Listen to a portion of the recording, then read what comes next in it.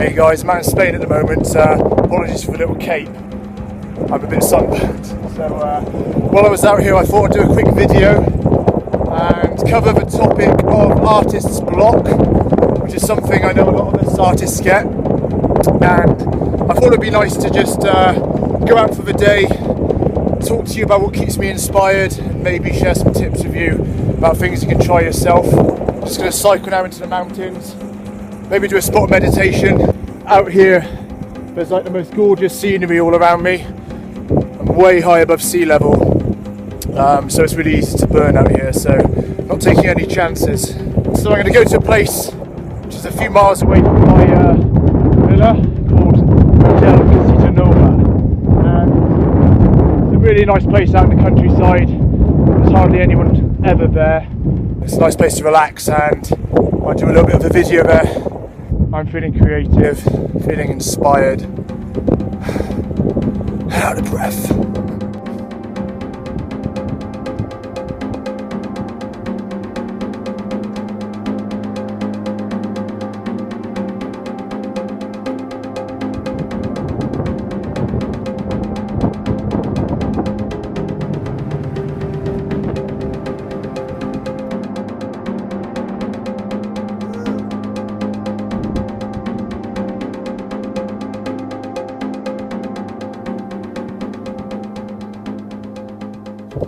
Cheers guys, we're now in Casita Nova, which is a beautiful little hotel about 5 miles away from where I live. I'm all hot and sweaty and out of breath, so it's nice to have a little break now, and I thought here would be the place to maybe talk about today's video's subject, artist's block. It might be a little bit windy here, so hopefully that won't be coming across too much on the video. So artist's block. I know this is something we all get from time to time.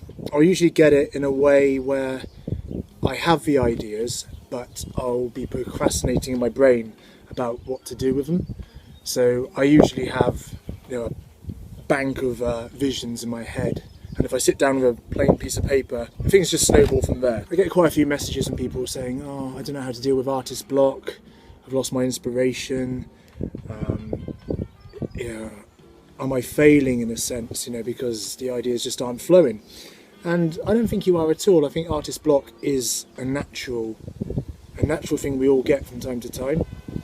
And I think you've got to listen to it, because I think it's your body telling you to take a break or maybe do something different. I often find myself getting out for the day. I mean, like I've done today, I've just gotten out of the house, gone for a mountain cycle. After here, I'm going to ditch the bike and go climb a mountain, and hopefully up there find inner peace and regain some artistic mojo, which I'll be pummeling into my next artistic endeavour. So tip number 1, get out of the house. When I'm out in Spain, I can go for a cycle up into the mountains, I can go into town. I'm surrounded by beautiful buildings, amazing scenery, history, nature. There's forests around here, there's all kinds of places for me just to sort of detox and clear my mind and just feel refreshed. I think artist block overall is your body's way of telling you to take a break. There could be all kinds of stresses, creating it in your head which you're not even aware of. You want to come back to your studio or workspace feeling refreshed and invigorated and inspired, so I greatly recommend getting out of the house. So you can go to a museum, go to an art gallery, go back to the things that originally inspired you, whether it's comics, cartoons.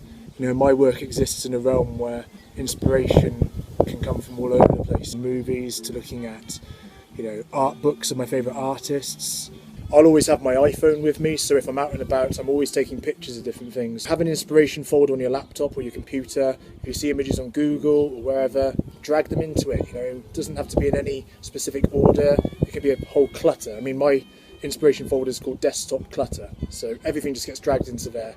And sometimes if I'm feeling a little bit stale, I'll just have a flick through that, and there might be just a slight essence in a picture that will just rejig your creative juices and get you feeling inspired. And say now you're even working on an image and you've gone about halfway through it and you're feeling stale, then just look at other random pictures and see if that stimulates you in some sort of way.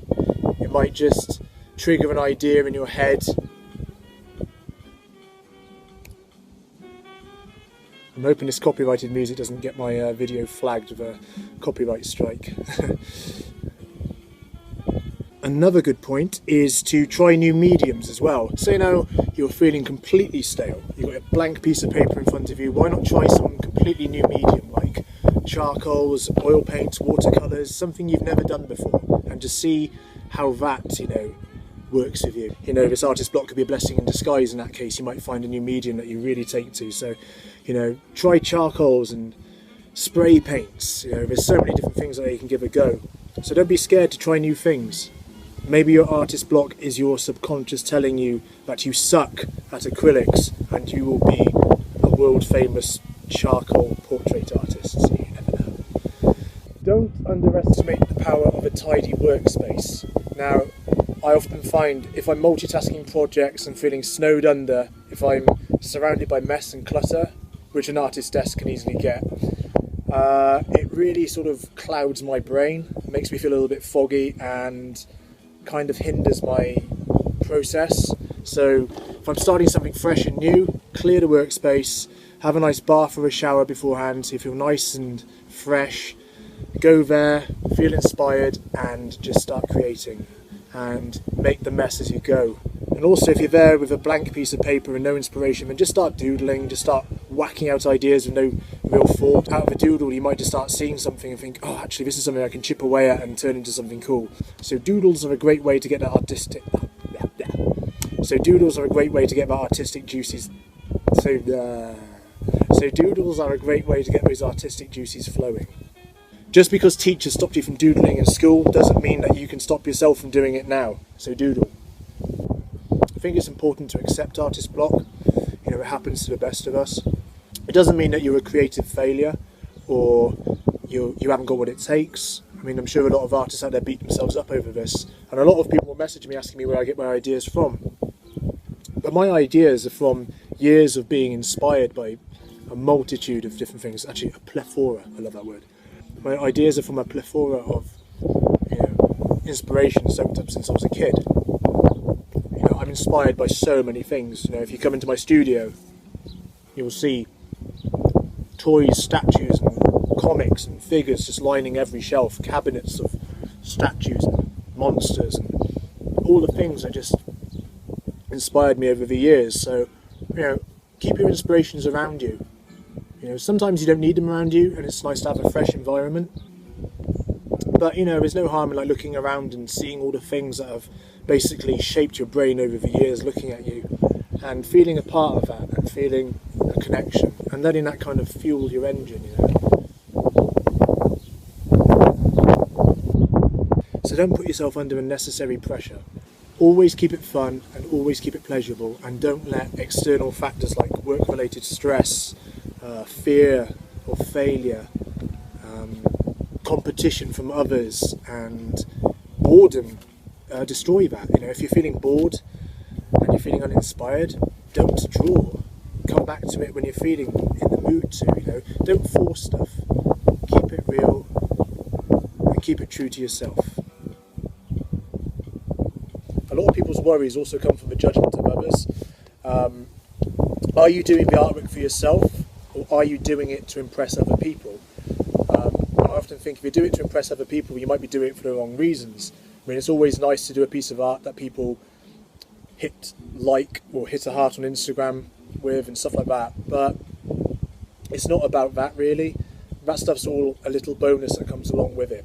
And I think if you chip away at doing what you want to do and create the art that you feel inspired to create, all that kind of social media aspect of things will just come in time, Do it for yourself and the audience will come through that. And if it's got to a point where you do have an audience and you are thinking about doing stuff that caters for them, then by then you've probably already found your direction. So, well done. Also, if you find your artist block creeps in halfway through a drawing and you basically can't save it and you're feeling like you're polishing a turd, then maybe that was supposed to be your worst drawing.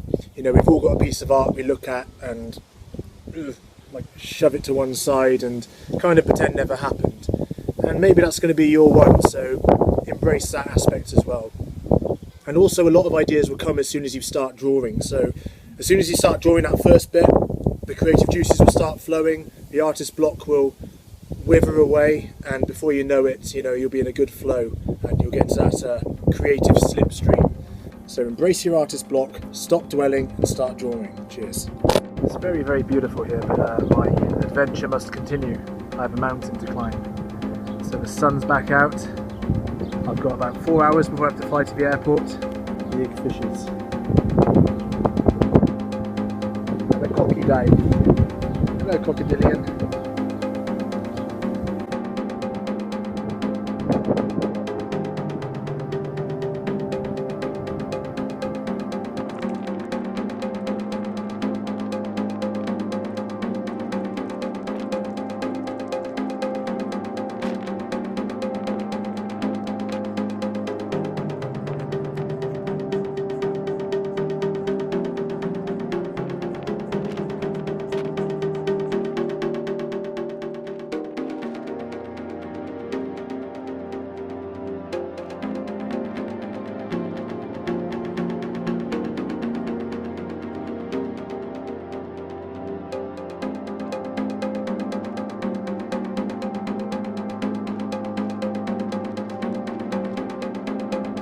Very windy.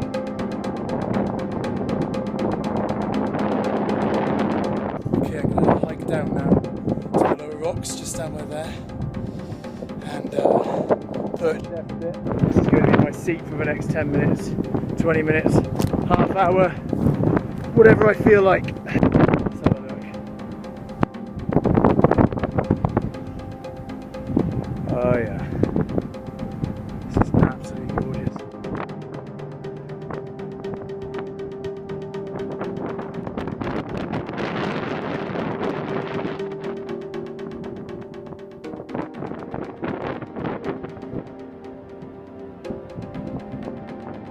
Having the most amazing wind trap. Oh, so good. Oh.